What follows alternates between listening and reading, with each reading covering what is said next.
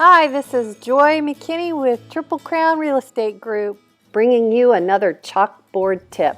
Today we're going to be explaining the difference between an agent versus a consultant. And I want you to understand there is a definite difference between an agent and a real estate consultant. The real estate industry today looks something like this. We have about 95% of the industry are your typical agents, and about 5% of the industry are your professional consultants.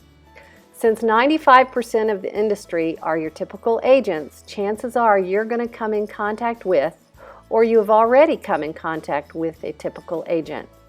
How do you know? An agent will come in and assume he knows what it is you're needing in the sale of your home without even asking you any questions.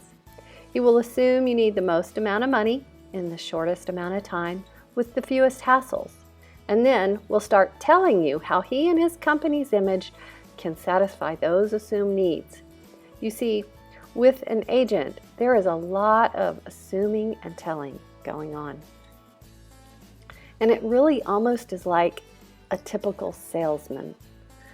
This type of a relationship, they never really find out your needs, and it is a win-lose type of relationship.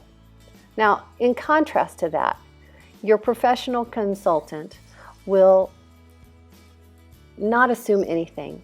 They will ask lots of questions and listen to what it is you are needing in the sale of your home.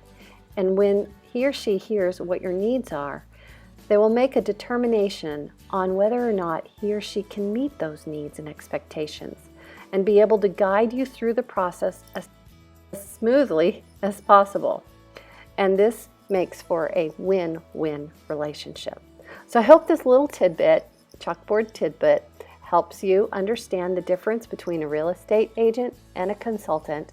And here at Triple Crown Realty, we are your consultant, and we are here for you. We consult, we negotiate, and we oversee all the transactional details. Talk to you soon. We're here for all your real estate needs.